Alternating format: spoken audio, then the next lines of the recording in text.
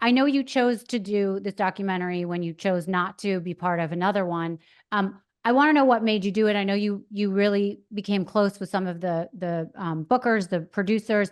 Do you feel after having seen the documentary that you were portrayed correctly? And what other things we don't know that we didn't see that you feel was missing from it? I've said like from the very first, just from the very beginning, I do think they showed our story accurately, but it's missing so much context. And there's one detail that they twisted. I mean, there might be more than one, but there's one very prominent detail That was about, important to me. You're talking yeah, about my part? yeah, and it was a little twisted. I'm just kind of covering like how we looked at it, and it's not like we walked away from it feeling like blindsided by the producers or whatever. It was just, we had some questions. Sam actually hopped on a phone call with the director Yeah. and touched on some of that, but He actually thought it was perfectly reasonable and okay what he did. And What was that? Well, I don't know what you're talking about. yeah, since he's a non-Christian, I kind of understood where he's coming from. He said basically at the beginning where my story, the breach happens, I'm sorry, where our YouTube story happens, it Mhm. begins with the frozen lip sync. They made it look like my adultery thoughts went away after YouTube came on the scene, which was I've thought that, yeah, as a watcher. yeah, which was false. And I totally see how people could see I traded one vice for another. And to be completely honest, the validation aspect that I still struggle with today from other people, yes, that was given to me through the channel, of course. But my life changed. It took a 360 4 months prior. And he left all that out, that a man came into my life and started discipling me and pouring into me and helping me walk like Jesus. We started a new church where a community came around us and just made us feel like we belonged for like the first time of our marriage. yeah. We were not isolated and our lives completely turned around. And then YouTube came on the scene. Mm-hmm. Yeah, so that was a pretty big twist in the story that a lot of people just, it's unfortunate because people, it makes it harder for them to see the redemption story because they're like, oh, he just traded one thing for the next. And it's just literally not true. It's not how the story happened. And But I see where he's coming from, where I traded the validation I was searching for in adultery with YouTube. That's how he You mean saw the it. validation of YouTube and people watching you and commenting? Right, yeah. Yeah, yeah. yeah. So I see what Um, he's saying. so I think a lot of people would also want to know, though, how it would have worked out if the hack had never happened. Because you're saying it happened, God came into your life, the Lord came into your life before this, anyways. But for people not understanding this, I just do want to touch on the topic of if the breach had never happened, would you have, excuse me, ever come clean, or would you have stopped completely, never come clean? Would you have continued to cheat? What do you think would have happened in your life? Well, the Bible's clear that gosh, I wish I had that Bible verse. What's that Bible verse? What's done in darkness will be brought to light. It's clear that the truth will be brought to light in the Bible, one way or another, on this earth or in heaven. And I would be accountable for it either way. But I can't say. All I know is God used it to set me free, and he started it very tenderly and gently with me. He exposed the least of what I had done. And he said, I don't want you to be living in slavery, Sam. I don't want this for you. This is the sanctification process, which is becoming more like Jesus as we grow in our faith. And he said, I'm going to do this part for you because you can't do it, obviously. But you're going to have to take it the rest of the way. So I give God the complete credit for all of it. I have no idea what would happen if the breach didn't happen.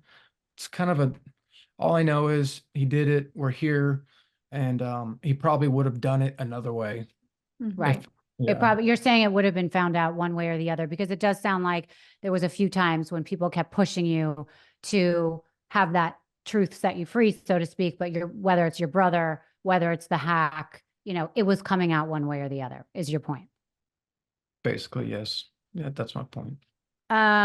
Okay, so I want to talk about the book because, again, people can watch the story, your story, plus the whole story of Ashley Madison in the background on the docuseries, but you have written a book, Sam and Nia Live in Truth.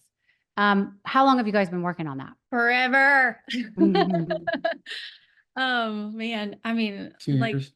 like officially full-time 2 years, but I mean, we really, really started like Thinking about about it. And doing little bits and pieces of it way back when we first like started healing and realizing our marriage was going to survive and all that. So it's been a long time coming.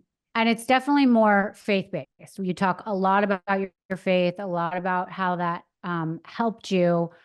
Can you just describe succinctly like what faith means to you? And people who don't get it, explain why that is an important thing that's helped you in your relationship together. Well, for starters, like a reviewer had said, you don't have to be a believer to read this book. It is faith-based, but our full story is there, and you get a better understanding of where we're coming from. But why our faith is important is because we all have to have a foundation.